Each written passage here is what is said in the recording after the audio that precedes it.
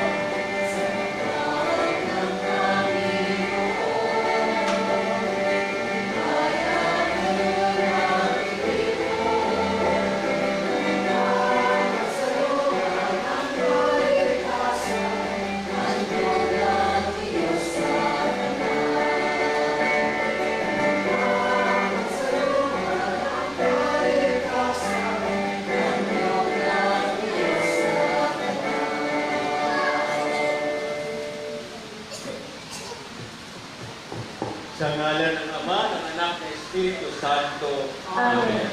Sumainyo ang Panginoon. At sumayo rin. Mga kapatid, tayo ngayon ay tinuturuan ng Panginoon na laging magpasalamat sa Kanya, laging magsasabi sa atin ng ating respeto at paggalang sa isa't isa at sa ating Panginoong Diyos. So, unang-una, sorry po at medyo kayo ang naantala kasi malayo po yung galingan ko. Wala po kasi si Father ko dahil Father PJ ay doon nag-iisa.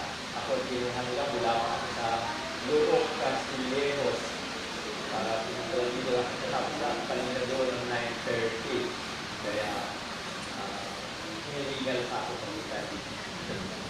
Pero alam kong late na po kasi ang schedule ay 9:30. Hindi ko na ako makapunta ng 9:30 dahil sa tapos na ako doon ng 9:30. Nagbiyahe pa ako. Kaya lang, pasalamat pa rin tayo sa Panginoon Diyos at binibigyan na tayo ng magandang panahon at kataon magkasama-sama sa banal na Eucharistia. Tayo ngayon tumulog na mayroon pasalamat at may pag-ibigay ng tawad sa ating mga naging pagkukulang.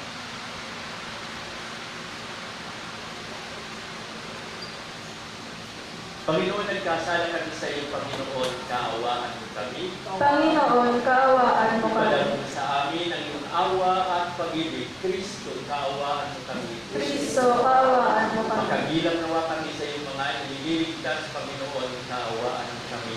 Panginoon, kaawaan mo kami. Kaawaan tayo ng makapagyarihang Diyos, patawarin sa ating mga kasalanan at pagbuhayin tayo sa buhay na walang hanggan. Amen.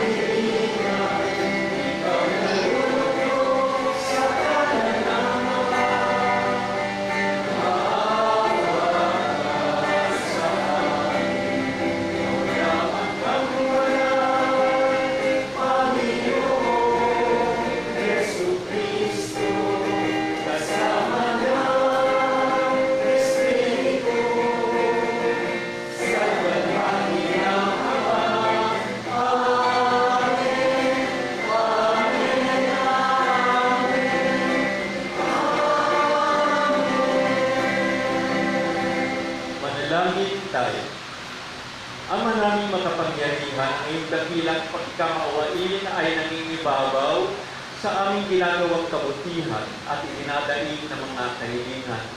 Ang kagandahang loob mo sa amin ay gawin mong mag-umapaw upang ang kasalanang ipinangangambang ihingi ng kapatawaran ng budhi naming takot na ikaw ay lapitan, ay iyong patawarin ng lubusan at ang ipinag-aalanan namin hilingin sa pagdarasal ay iyong pagbigyang aming mga kamutan. Sa pamamagitan ng Jesucristo, kasama ng Espiritu Santo, magpasawala hanggang. Amen. Magsiupo po ang lahat at makinig sa pagpapahayag ng salita ng Diyos. Sa unang pagbasa, sa pamamagitan ng paglusong sa Ilog Jordan, gumaling ang ketong ni Naaman. Naging simula rin ito ng kanyang pagsamba sa nag-iisang Diyos ng bayang Israel. Pagbasa mula sa ikalawang aklat ng mga hari. Noong mga araw na iyon, si Naaman ay lumusong sa ilog Jordan at lumubog ng 7 ulit. At tulad ng sinabi ni Eliseo, na nauli sa dati ang kanyang katawan at kuminis mula sa ketong ang kanyang balat, tulad ng balat ng sanggol. Si Naaman at ang kanyang mga kasama ay nagbalik kay Eliseo. Sinabi niya, "Ngayon napatunayan kong walang ibang Diyos sa ibabaw ng lupa, kundi ang Diyos ng Israel. Narito, pagdamutan niyo itong maliit kong lakayanan." Ngunit sinabi ni Eliseo, "Buhay ang Panginoong Diyos na aking pinaglilingkuran. Hindi ako tumatanggap kahit ano." Pinilit siya ni Naaman, ngunit nagpakatanggi-tanggi siya. Dahil dito, sinabi ni Naaman, "Kung ayaw niyo itong tanggapin, maaari po namang kargahan ko ng lupa rito ang 2 kong kabayo. Mula ngayon, hindi na ako maghahandog sa ibang Diyos maliban sa Panginoon." Ang salita ng Diyos. Salamat sa Diyos. Salmong tugunan. Panginoong nagliligtas sa tanang bansay na hayag. Panginoong nagliligtas sa tanang bansay na hayag. Umawit ng bagong awit at sa puon ay ialay, pagkat yaong ginawa niya ay kahangahangang tunay.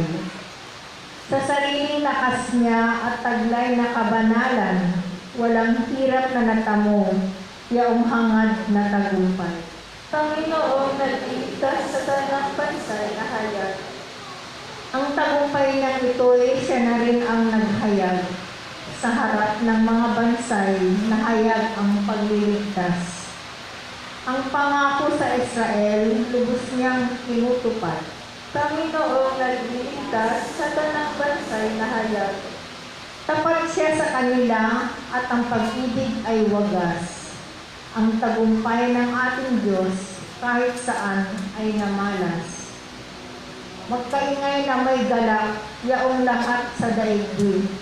Ang puon ay buong galak na purihin sa pag-awit. Panginoong nagliligtas sa tanang bansay na hayag. Sa ikalawang pagbasa, nanatiling masigasig si San Pablo sa kanyang misyon. Dala ng kanyang matibay na paniniwala na ang Diyos ay tapat sa kanya magpakailanman. Pagbasa mula sa sulat ni Apostol sa San Pablo kay Timoteo. Pinakamamahal ko, alalahan mo si Jesucristo, ang nagmula sa angkan ni David at ang muling nabuhay.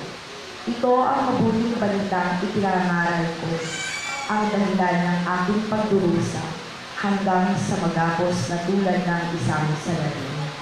Ngunit hindi maigagapos ang salita ng Diyos. Pinagtitisan ko ang lahat ng bagay alang-alang sa mga hinirang ng Diyos, upang matamurin sila ng kaligtasan mula kay Kristo Jesus. at nang walang hanggang kaluwalhatian. Narito ang kasabihang mapananaligan. Kapag tayo'y namatay, nakalakip ni Jesucristo, walang salang mabubuhay na kasama niya tayo. Kung tayo man ay magtiis ng hirap sa mundong ito, maghahari naman tayo kapiling ng ating Kristo. Kapag siya ay itinakwil sa harapan ng mga tao, pagdating ng takdang araw, itatakwil niya tayo. Kung tayo may hindi tapat, si Kristo ay tapat pa rin, sapagkat ang sa Kanya ay hindi niya itatakwil. Ang salita ng Diyos. Salamat sa Diyos, magsitayo po ang lahat.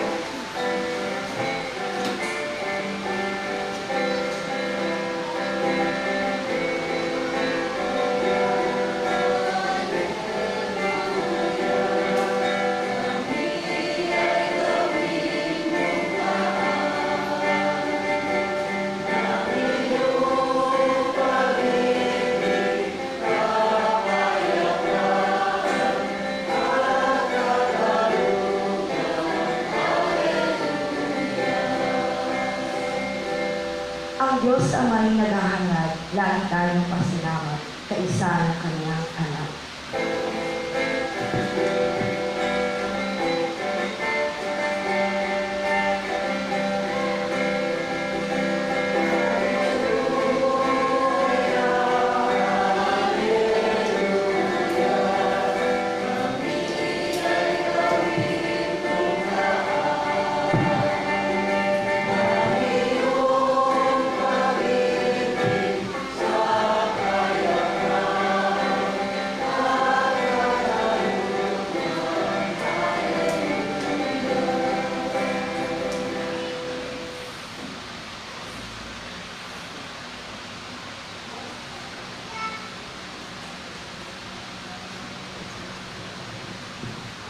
Subayin niyo ang Panginoon.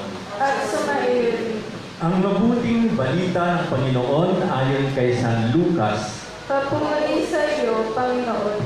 Noong panahon iyon, sa paglalakbay ni Jesus patungong Jerusalem, nagdaan siya sa hangganan ng Samaria at Galilea.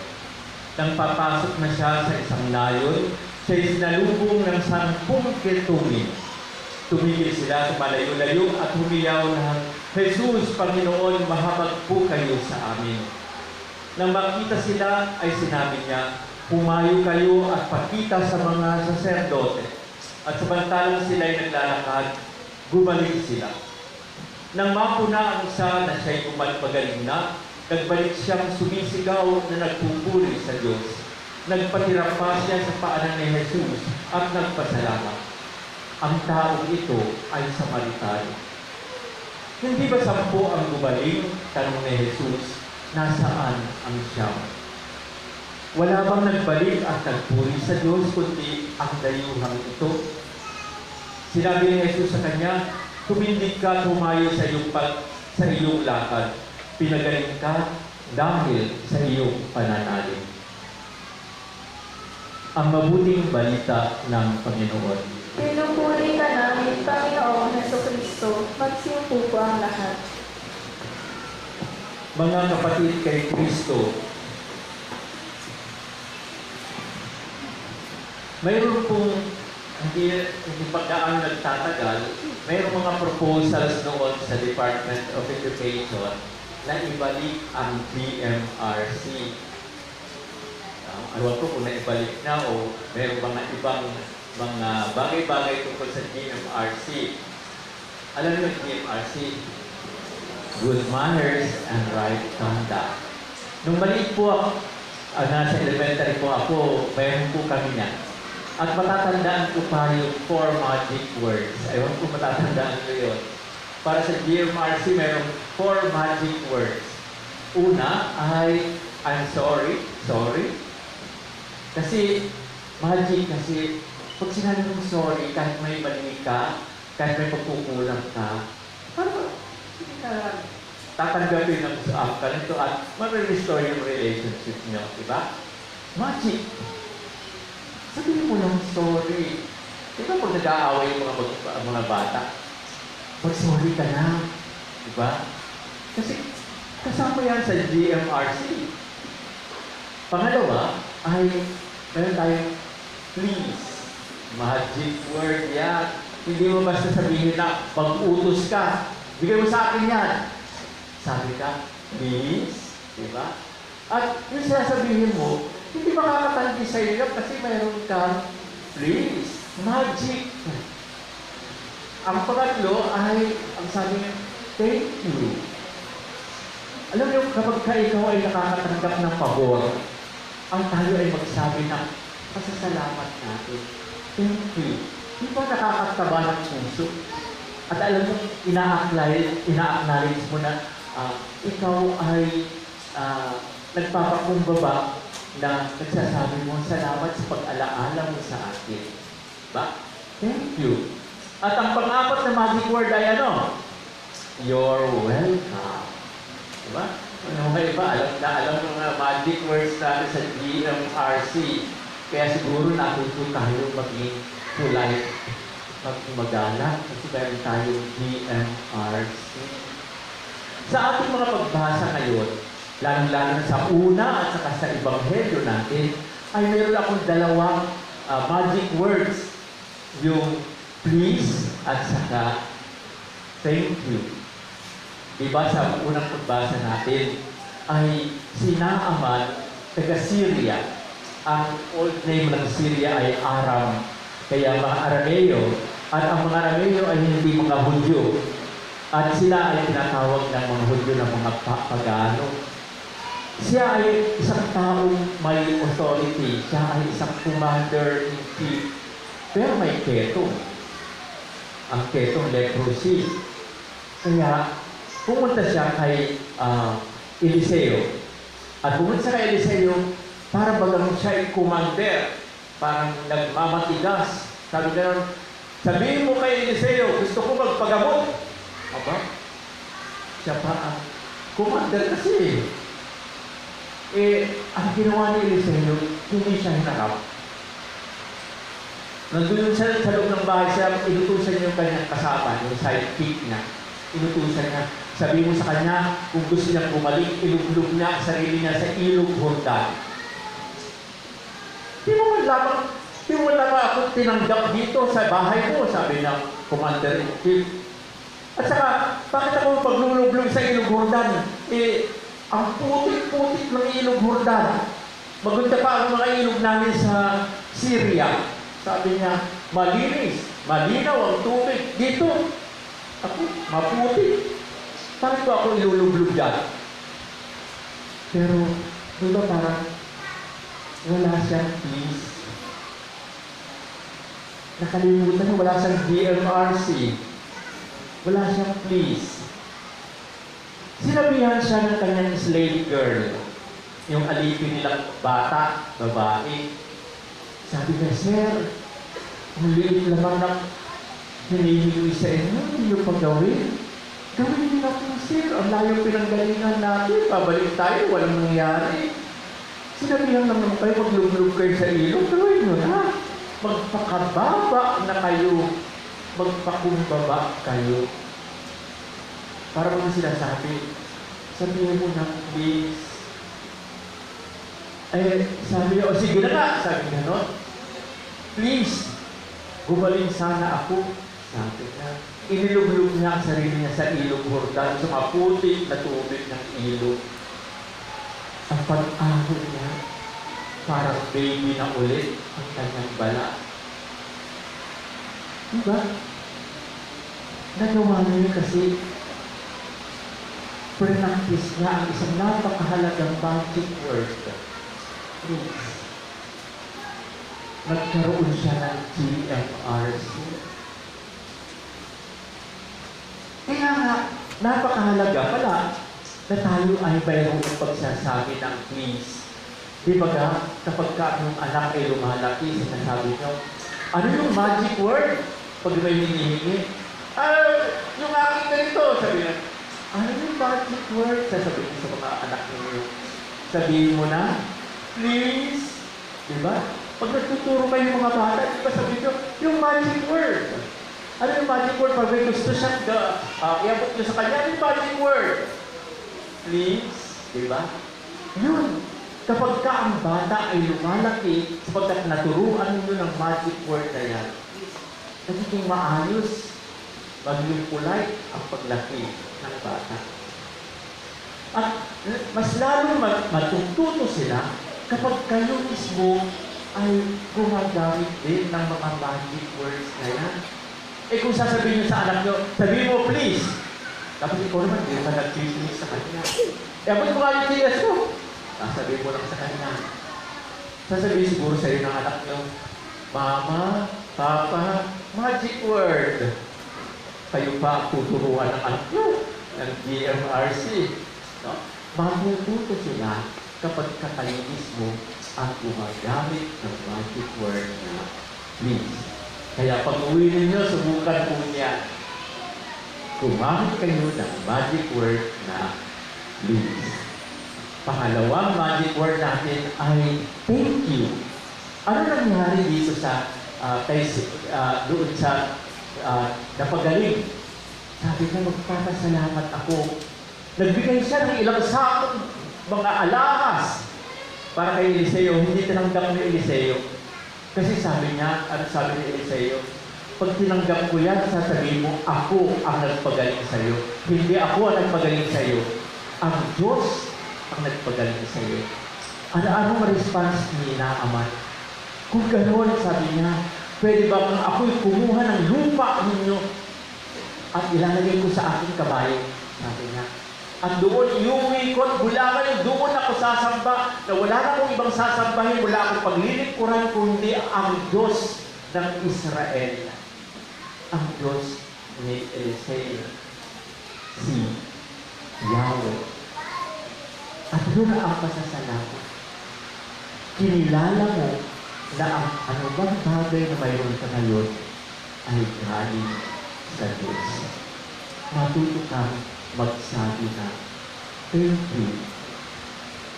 Alam niyo, minsan, ay dito sa ebanghelyo natin, di ba ganyan din? Ang mga tao, mga may ketong, lumapit kay Jesus, hindi yung masyado malapit kasi kailangan nasa distance sila. At ano ang sabi sa atin ay, sabi ganun ay, salamat po, thank you. Ang sabi sa atin ay 10. Nagsabi, please, pagalingin nyo kami, please. Maawa kayo sa amin. At ano sabi ng Panginoon? Ibig ko gumaling kayo. Magpakita kayo sa pari. Bakit kailangan magpakita ng pari? Kasi ang pari ang magbibigay ng certificate na magaling na sila. Pumunta sila sa pari. Habang lumalakad sila, nakita nila, gumaling na sila. Isa ang nagbalik. Tuwang-tuwa. Ano, makita sa Jesus, nagbalik, nagpatira pa siya sa harapan niya. At sinabi, salamat po, na antig ang loob ni Jesus. Sa pasasalamat. At sabi niya, 10 ang pinagaling ko. Nasaan ang siyang? Kumisan, akala natin, nagdasal na tayo, pinagaling na tayo, tapos na. Ganyan po kasi kadalasan ang nangyayari. Siyam! Hindi bumalik kasi kadalasan, isa lamang kuminsan sa 10 ang bumabalik at nagpapasalamat. Minsan po sa simbahan, minsan sa ako sa isang simbahan, mayroon isang nagsimba na isang nanay. Halos paiyak-iyak, sabi ng Father, tulungan mo ako ipagdasal yung asawa ko sana makapag-abroad na. Sige, pagdarasal natin, sana makapag-abroad na yung asawa niya. Siguro halos isang buwan ka nagsisimba, araw-araw nagsisimba. Kasi talaga nakita ko parang dubak tayo ng pagnanasa na sana makapag-abroad yung asawa niya. Pagkatapos ng isang buwan, hindi ko na siya nakita. Minsan, napunta ako sa palengke, Naku, dami ng pinapalengke. May kasama pa siya taga-buhat. Oh, long time no see, sabi ko kasi, after 6 months na yata yun, mula noon, hindi ko na nakita, after 6 months ko lang siya nakita. Nag-abroad ka ba? Sabi ko sa kanya. Hindi, Father. Kumusta yung asawa mo? Nakapag-apply naman, nakuha na sa trabaho sa abroad. Ay, paano matagal na? Nung pang 6 na buwan na, sabi niya sa akin. Kaya pala, hindi ka na nagsisimba. Kung minsan, di ba ganyan tayo?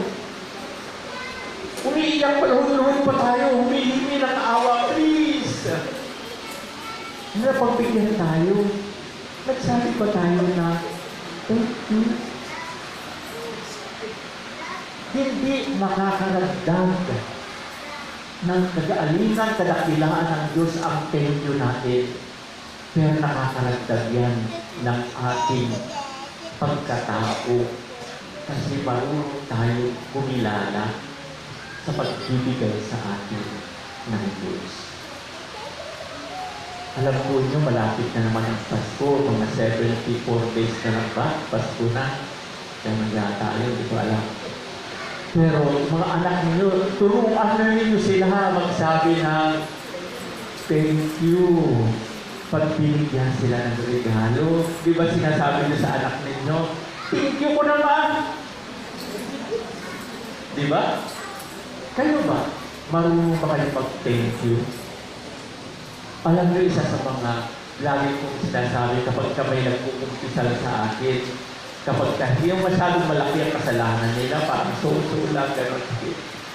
Pero sabi ko sa kanya, for your penance, mag-isipin mo yung mga pagkakataon na nakatanggap ka ng maraming biyaya sa Diyos. Ano yung mga biyayang natanggap mo? Maliit man o malaki? Mga biyaya na tanggap ko sa Diyos. Pag-isipan nga ninyo, ano yung mga biyayang natanggap ko sa Diyos? Ang sasabihin ko sa inyo, di ba karamihan doon, hindi tayo nag-thank you. Nakangiti lang tayo, kasi pinagbigyan tayo ni Lord, pero hindi tayo nag-thank you. For your penance, sabi ko, count your blessing. Name your blessing. And say thank you to the Lord. So, marunong ba kayong mag-thank you? Yung mga bata, di ba? Pag sinasabi nyo, bibigyan, o ano sasabihin mo? Thank you po. Mag-thank you ka. Sabi ganon. Marunong na dapat kayong mag-thank you. At kung mag-thank you kayo, anong sasabihin naman? Ano naman sasabihin pag ako nag-thank you sa inyo? Pero, sige nga, subukan natin. Thank you po sa inyo. Okay. 5Q plus 5Q equals? Lakasan nyo. 5Q plus 5Q equals? You're welcome. O, nag-take 5, diba? Hindi ko. 5Q plus 5Q equals? You're welcome. Oo, matuto kayo mag. Thank you. Okay, tumayo na tayo at ipahayag natin ang ating pananampalataya. Sumasampalataya ako Sa Diyos Ama makapangyarihan sa lahat, na may gawa ng langit at lupa. Sumasampalataya ko kay Jesucristo, isang anak ng Diyos, Panginoon natin lahat. Nagkataong tao siya na ng Espiritu Santo. Ipinanganak ni Santa Maria Virgen. Pinagpakasakit ni Poncio Pilato. Ipinako sa krus na matay inibin. Nanawag sa kinaroroonan ng mga yumao. Nang may tatlong araw na buhay na maguli. Umakyat sa langit. Naluluklok sa kanan ng Diyos Amang makapangyarihan sa lahat. Doon magmumulang paririto at hukom sa nangabubuhay at nangamatay na tao. Sumasampalataya naman ako sa Diyos Espiritu Santo, sa banal na simbahang Katolika, sa kasamahan ng mga banal, sa kapatawaran ng mga kasalanan, sa pagkabuhay na muli na nangamatay na tao, at sa buhay na walang hanggan. Amen. magpasalamat tayo sa ating Amang nasa langit at patuloy na manalangin upang ipagkaloob niya sa atin ang mga biyaya nararapat sa ating paglalakbay patungo sa Kanya. Ang tugon natin, Panginoon, panibaguhin mo kami. Panginoon, panibaguhin mo kami. Para sa mga obispo, pari, reliyoso at misyonero, maging masigasig nawa sila sa pagpapahayag ng Ebanghelyo ng pagbabalik loob upang maisakatuparan ang kinakailangang pagbabago. Manalangin tayo. Panginoon, panibaguhin mo kami. Para sa mga pinuno ng ating lipunan, maging buhay na instrumento nawa sila ng mahabaging pag-ibig ng Diyos sa pamamagitan ng pagkalinga at pagtulong sa mga may sakit, dukha at lubos na nangangailangan. Manalangin tayo. Panginoon, panibaguhin mo kami. Para sa lahat ng kapatid nating katutubo, naway makibahagi sila sa pagpapaunlad ng ating bansa sa pamamagitan ng pagbabahagi ng kanilang mga kultura at pag-iingat sa ating likas na kayamanan, tradisyon at paniniwala. Manalangin tayo. Panginoon, panibaguhin mo kami. Para sa mga kapatid nating dukha at nagugutom, tugunan nawa natin ang kanilang pangangailangan na magsisilbing tanda na hindi sila pinapabayaan ng Diyos. Manalangin tayo. Panginoon, panibaguhin mo kami. Para sa mga may sakit at may mabigat na pasanin sa buhay, naway makita nila na higit ang pag-ibig at awa ng Diyos kaysa sa mga pagsubok na kanilang hinaharap. Manalangin tayo. Panginoon, panibaguhin mo kami. Para sa mga kapatid nating pumanaw na, naway maging ganap ang kanilang kagalakan sa piling ng dakilang tagapagpagaling. Manalangin tayo. Panginoon, panibaguhin mo kami. Sa ilang sandali ng katahimikan, ating ipanalangin ang iba pang mga pangangailangan ng ating pamayanan, pati na rin ang ating pansariling kahilingan. Manalangin tayo. Isama rin po natin sa ating panalangin sina Baby Dominic Miracle, Filipina Pamintuan, Arturo Pamintuan Sr., Erlinda Bacalso, Porfenio Bacalso, at Brian Bral Pamintuan. Manalangin tayo. Panginoon, panibaguhin mo. Para sa pasasalamat at espesyal na intensyon ni na Ligaya Ticueto, Mr. and Mrs. Raylene S. Opinga and family, manalangin tayo. Panginoon, Para sa board exam ni na Alvin Wilfred Ogot at Paul Ian Dilag, manalangin tayo. Panginoon, panibaguhin mo. Para sa mabilisang paggaling ni Axel Rose Garcia de Vera, manalangin tayo. Panginoon, panibaguhin mo. Para sa kaluluwa ni na Maria Estrella Arboladora, Glory Arcelta, Sonia Bakiter, Raul Roa, Ru Jane Edwards, Krisha Derfin Nuñezca, Pilar C. Fernandez, Dato Omandam, Armando Miranda, Benito Leonardo, Amado Villavicencio Sr. at Juana Villavicencio, manalangin tayo. Panginoon, panibaguhin mo. Ama, panibaguhin mo ang sambayanang nagsusumamo sa iyo. Bigyan mo kami ng sapat na lakas at ipamalas mo sa amin ang matindi mong pag-ibig upang makita si Jesus sa aming pamumuhay. Hinihiling namin ito sa pamagitan ni Kristo, aming Panginoon. Amen.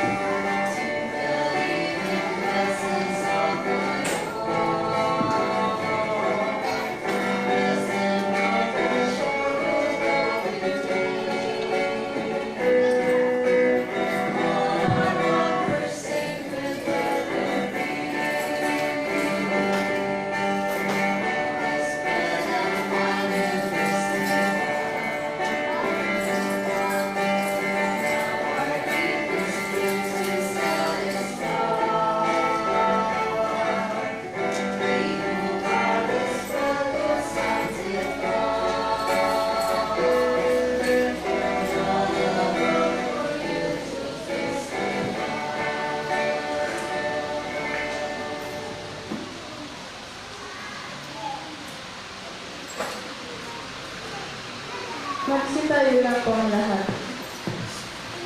Manalangin kayo mga kapatid upang pagkakain natin ay kalidad ng Diyos Amang makapangyarihan. Tanggapin nawa ng Panginoon itong pagkakain sa iyong mga kamay, sa kapurihan niya at karangalan sa ating kapakinabangan at sa buong sampayanan niyang banal.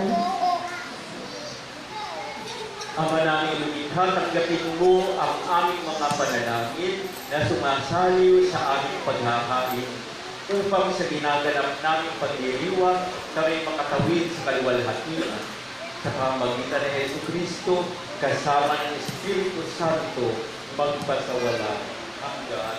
Amen. Sumainyo ang Panginoon At sumayon, Itaas sa Diyos ang iyong puso at diwa. itinaas na namin sa Panginoon. Salamatan natin ang Panginoon ating Diyos. Marapan na siya'y pasalamatan. Ama naming lumikha, tanggapin mo ang aming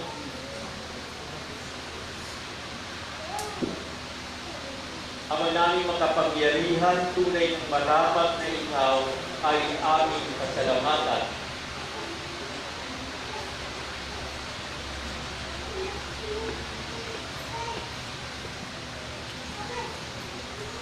Sa iyong kagandahang loob, kami ay iyong binukod upang maitampok sa kadakilaan mong lubos. Kahit na ikaw ay aming pinaligdan dahil sa aming pagkasalawahan, gumawa ka pa rin ng magandang paraan, may manguna sa amin para ikaw ay balikan. Kaya ang iyong minamahal na anak ay nag-iisa sa mga taong hamak, upang may kapwa kami makapagligtas sa aming pagkapahamak at pagkaligaw ng landas. Kaya kaisa ng mga anghel, nagsisiawit ng papuri sa iyo nang walang humpay sa kalangitan, kami nagpupuli sa iyong kadakilaan.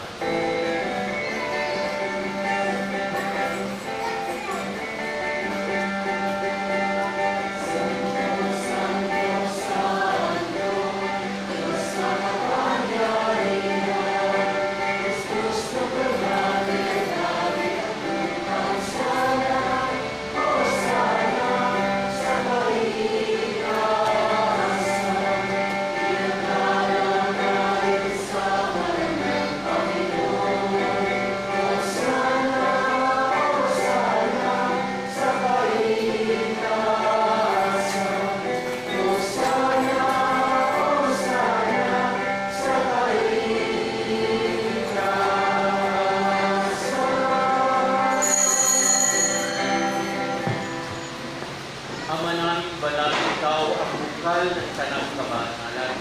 Kaya sa pamagitan ng iyong Espiritu, gawin mong banal ang mga kaloob na ito upang para sa amin ay maging katawan at dugo ng aming Panginoong Hesus Kristo. Bago niya pinagtiisang po sa loob na maging handog, hinawakan niya ang tinapay, pinasalamatan kaniya, pinaghati-hati niya iyon, iniabot sa kanyang mga alagad at sinabi, tanggapin din lahat ito at kanin, ito ang aking katawan na ihahandog para sa iyo.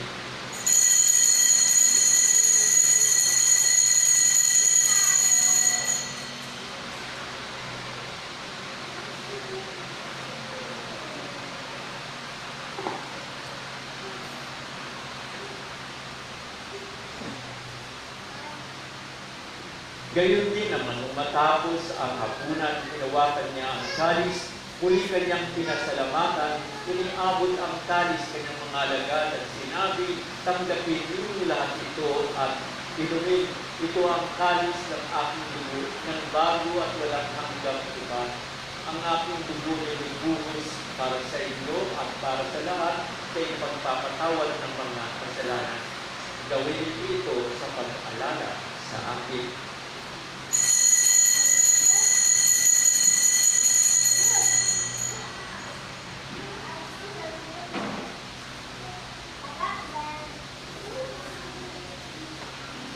Ang misteryo ng pananampalataya.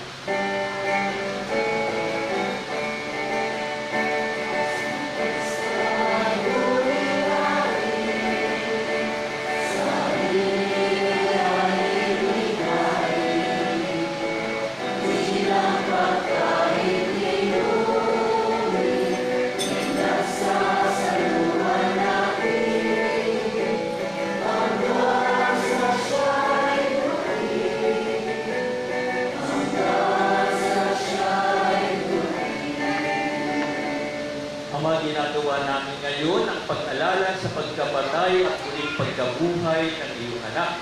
Kaya iniaalay namin sa iyo ang tinapay na nagbibigay buhay at ang kalis na nagkakaloob ng kaligtasan. Kami nagpapasalamat dahil kami iyong minarapat na tumayo sa harap mo para maglingkod sa iyo.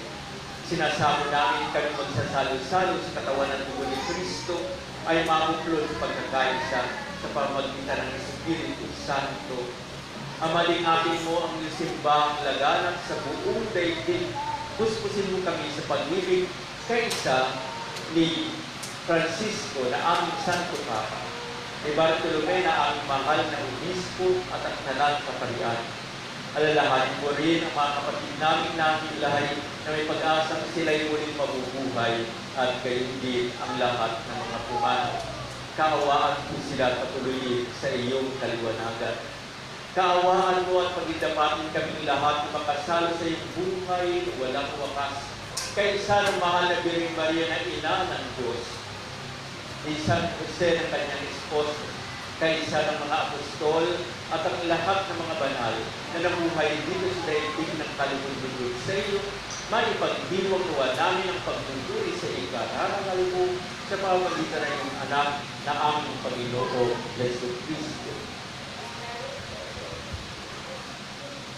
Sa pamamagitan ni Kristo, kasama niya at sa Kanya, ang lahat ng parangal at papuri ay sa iyo, Diyos Amang makapangyarihan, kasama ng Espiritu Santo, magpasawalang hanggan.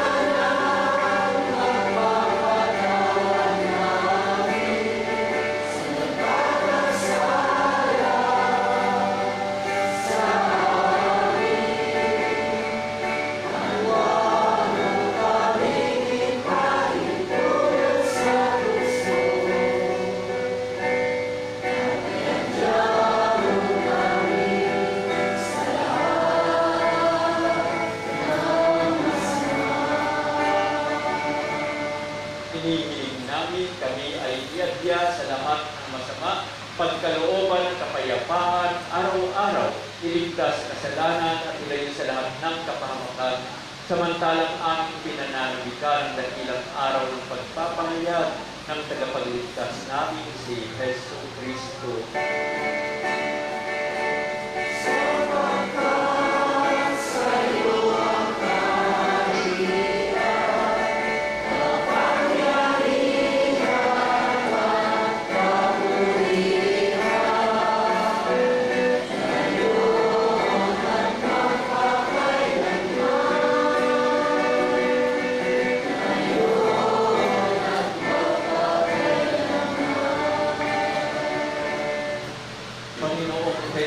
Kristo, sinabi ko sa iyong mga apostol, kapayapaan, iniiwan ko sa inyo ang aking kapayapaan, binibigay ko sa inyo.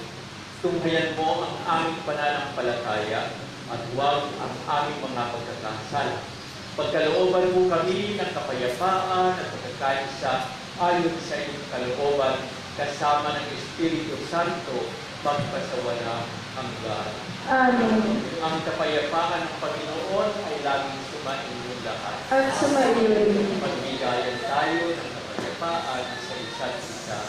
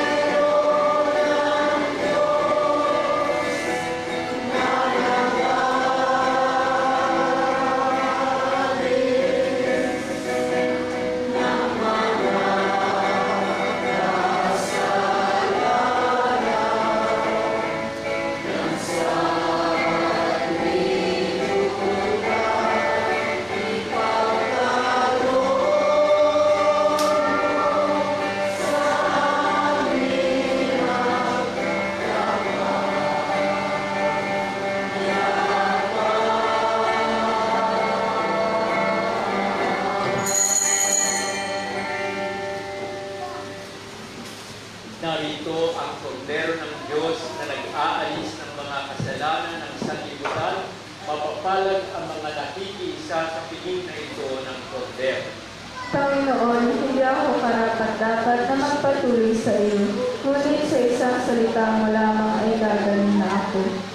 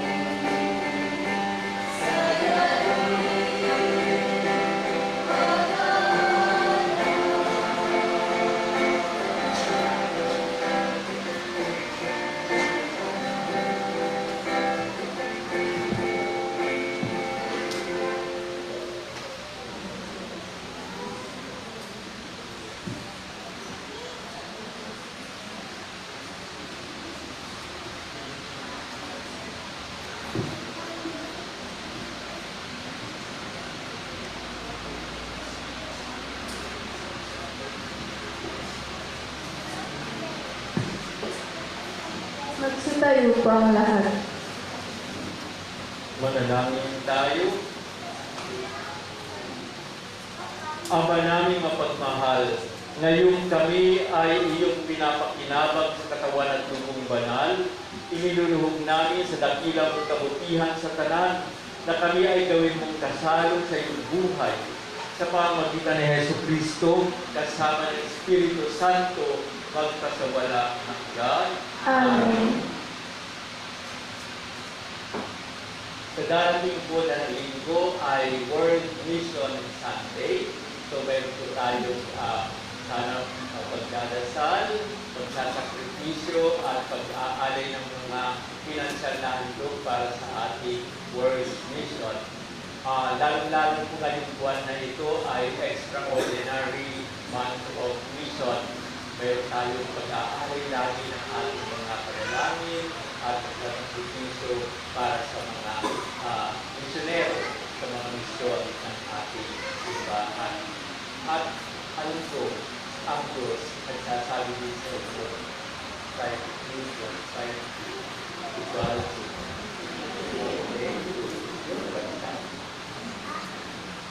Sumainyo ang Panginoon. At sumayo rin. Pagpalain kayo ng ating makapangyarihang Diyos na Ama, Anak, at Espiritu Santo. Amen. Tapos na ang ating misa, humayin tayo sa kapayapaan, pagmamahal ni Kristo. Salamat sa Diyos.